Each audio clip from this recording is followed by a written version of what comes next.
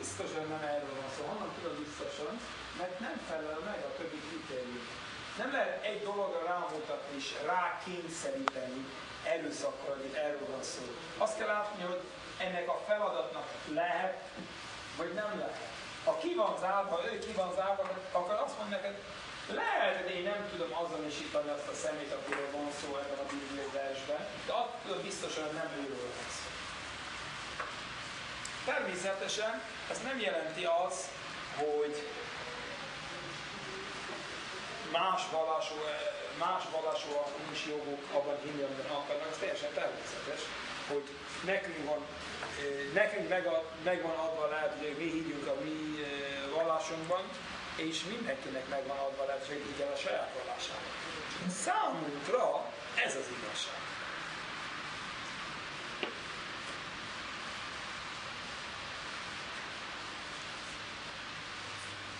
Március 15-én a zsidók menjenek el szépen délelőtt a templomba, zár szombat van, úgyhogy ott kellene, hogy legyünk.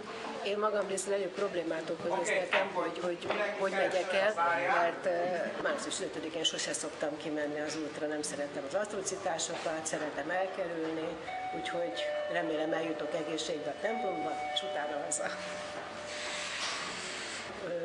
5 gyereket neveltem föl, és ha tehettem, március 15-én nem engedtem ki őket az utcára, mert jobb egészségben ott van, mint mondtam.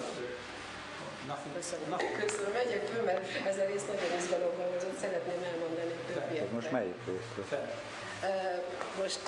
Most tanulni fogunk közösen a különböző áldozatokról. Idén, mivel március 15-e szombatra esik, akkor ez szent nap. Úgy kell megünnepelni, mint minden más szombat, sőt, egy különleges szombat is, mivel ez egy megemlékezés szombatja, Shabbat Zachor, ami a Purim előtti szombat van, és akkor természetesen minden zsidónak adta a helye a zsinagógában, nagy lesz az öröm, ez már a Purimi előjátéka, és mindenkit szeretettel várunk.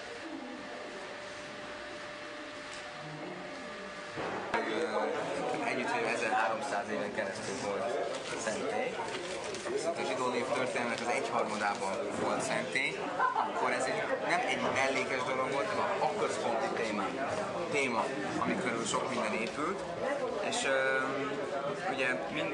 ugye a vallási életnek ez volt a központja, a Jeruzsálem a szentély, pedig a Tórában is látjuk ezt a központot. A harmada a szentély, és a áldozatok. Mai szemmel nézek, kicsit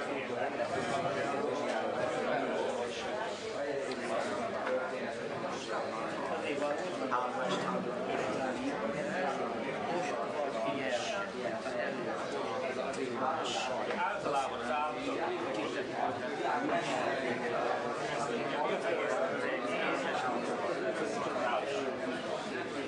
az áldozatoknak is a szentélyben volt, került sor, külső határon. Szervusz, itt vagyunk a EMIK központjának a újdonsült új dísztermében, ami kb. 2 héttel ezelőtt nyílt meg, és örömmel láthatjuk, hogy már is teli van emberekkel. Ugye a központ 3 évvel ezelőtt nyitott, és már oda jutottunk, hogy minden este van valami program, és egyszerűen több program is van párhuzamosan, úgyhogy már nem volt elég az eddigi terület. Most hál' Istennek bővültünk, és nagyon remélem, hogy új programok is fognak keletkezni, és minél több ember valamilyen módon közelebb kerül a zsidóságához. Éppen a napokban, ugye pontosabban ma reggel lett vége annak a konferenciának, ami a kóserságról szólt. 80 ortodox rabbi volt itt a világ különböző tájáról, elsősorban Európából. Rabbinical Council of Europe, Európai Rabbi Tanács szervezte a meghívásunkra, illetve az ortodox hitközség meghívására. És nagyon érdekes volt, ezek a rabbiket, ugye a fő téma az természetesen a kóserság volt, új kihívásai a kóserságnak, milyen globalizáció, és egyik oldalról, hogy nagyon sok termék már nem zsidó közösség közelében készül, és ezért a felügyelete sokkal nehezebb, ugyanakkor nagyon sok mindenből áll össze egy-egy termék, lehet, hogy egy egyszerűnek tűnő termék is 24 országból jön, és ez is nehezíti a felügyeletet. Ugyanakkor új lehetőségeket is ad, hogy nincsenek határok, és ezért mondjuk Kelet-Európában is lehet kóser terméket előállítani Nyugat-Európa számára, ezáltal a helyi közösség is nyer, sokkal nagyobb az átjárás, és ami érdekes volt, különböző adatokról is beszéltünk, évente világszerte 8-10%-kal növekszik a kóser élelmiszerek iránti igény. Jelenleg kb. 18 millióan esznek kósert, és ami nagyon érdekes, hogy ezeknek körülbelül csak a fele az, aki zsidó, és a zsidóság miatt teszi ezt. Nagyon sokan ezt egyfajta minőségi bizonyítványnak tekintik, illetve érdekes, hogy a muszlim közösségben is sokan keresik a kósert, hiszen sok szempontból az megfelel az ő előírásaiknak is. A másik érdekesség pedig, ugye, ami mindig van egy helyi téma is, egy ilyen konferencián, az az, hogy ugye a reneszánsz a zsidóságnak, ami Magyarországra is igaz, hogy egyre több ember, aki zsidó származású, de nem adatok meg neki, hogy otthonról ezt a hagyományt, ezt lássa és megélhesse és megtanulhassa, egyre több ilyen ember közeledik a zsidósághoz, ha más nem, akkor a megismerkedés, a tanulás és az élmény által. És ez nem csak Magyarországra igaz, hanem igaz az egész világra. Most volt egy felmérés, az Egyesült Államokban 2050-re a zsidóság több mint fele ortodox zsidó lesz. És mi nagyon érdekes, ezt lehet látni, hogy ezek a zsidók például Amerikában teljesen világi életet tudnak élni, részt vesznek ugye a társadalom minden területén ott vannak, és ugyanakkor pedig teljesen meg tudják tartani a vallási előírásokat, bennük a kóserságot is. Kívánom mindenkinek, hogy egyen kósert, az finom. Beszélgetni mindenkivel nagyon szívesen beszélgettek, és azt gondolom, hogy a párbeszéd és az egymás gondolatainak, érzéseinek, elveinek megismerése az borzasztó fontos.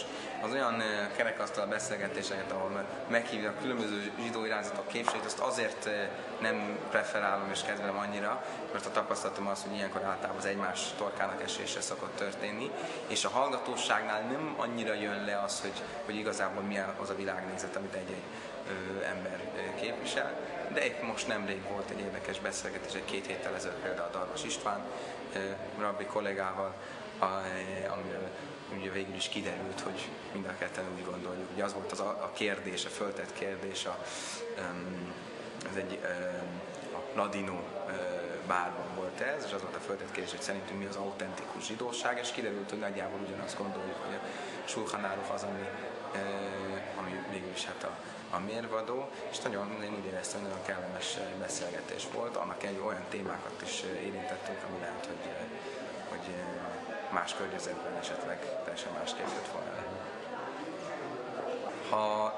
Ha lesz olyan kezdeményezés, hogy különböző tudományos és halachikus kérdésekben állást foglalni, beszélgetni, vitatkozni, nagyon szívesen és örömmel részt veszünk mind az Emir, mind a Chabad rabbiai. Eddig is igyekeztünk, hogyha volt valamilyen aktuális etikai, erkölcsi kérdés, társadalmi kérdés, akkor megszólalni és leírni, hogy a halacha mit mond ezekben a kérdésekben. Ilyen volt mondjuk a besugókról szóló tanulmány, vagy most legutóbb a szólásszabadságról szóló tanulmány. Nemrég kaptunk egy felkérést a Keszthelyi hitközségtől, hogy írjuk le, hogy mit mond a halacha arról, hogy egy hitközség külön válhat egy másik hitközségtől. Ez a legfrissebb, ezt még nem is adtuk közre.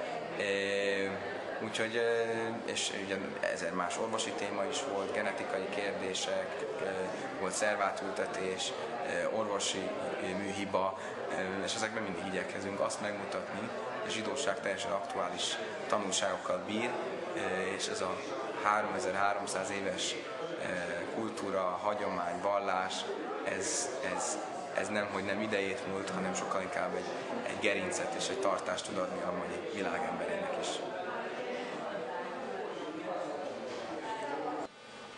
A ZTS már hosszú évek óta működő intézmény zsidótudományok szabadegyeteme, aminek során érdeklődőknek lehetőségük van mélyen, alaposan megismerni az autentikus zsidó forrásokat, ezek alapján fordított magyar anyagokból, aminek egy különleges része, ami ma volt például a Havruta csoportos tanulás, ami egy új, az előző szemeszterben bevezetett újítás, hogy nem csak egy előadás jelleggel valaki beszél, és a többiek hallgatnak formátumban, hanem közös páros tanulás, a hagyományos jesiva tanulásnak a módszerével van lehetőség elsajátítani, és kérdés-felek formában alaposan megismerni egy-egy rész, jelen esetben a Biblia részeit, mert ugye a hagyományos jesiva tanulásban szinte mindent, filozófiát, talmudat, mindent így tanulnak a bakerek.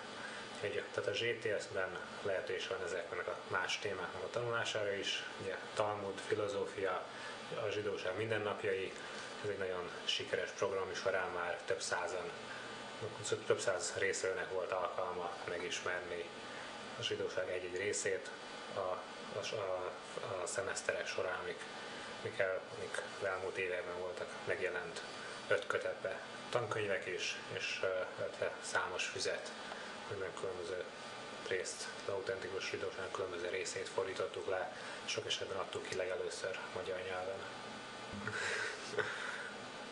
Hát a ZTS-nek az egy alapítvány támogatása során az egyik különleges, szóval most már ösztöndíjat is tudunk adni azoknak, akik rendszeresen járnak, és ezzel is az alapítványnak a célja elősegíteni, hogy a zsidóság, jelen esetben hogy a magyar zsidóság is visszatérhessen a gyökereihez, és módja legyen elsajátítani ezeket a tudományokat, és azok után most már az igazi alapos tudás birtokában meg tudják ítélni, hogy ezt milyen mértékben akarják integrálni a saját életükben, vagy ennek az egésznek még a kezdete a tudás, az ismeret, és ezt próbálja az alapítvány elősegíteni azzal, hogy ösztöndíjat is ad a hallgatóknak.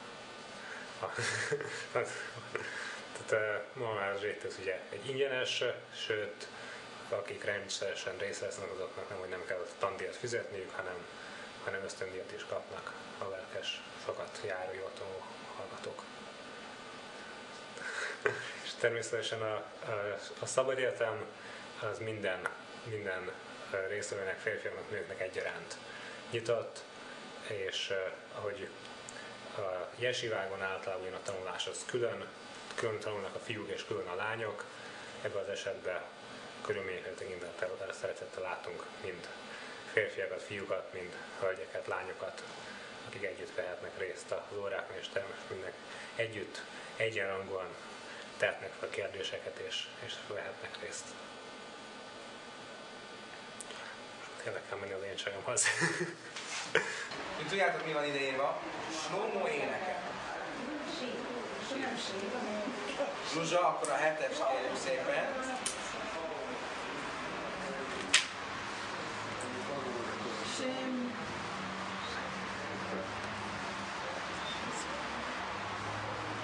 Hasír, Sábát, Sábát. Nagyon jó, közösen. Shem, Hasír, Sábát, Shalom.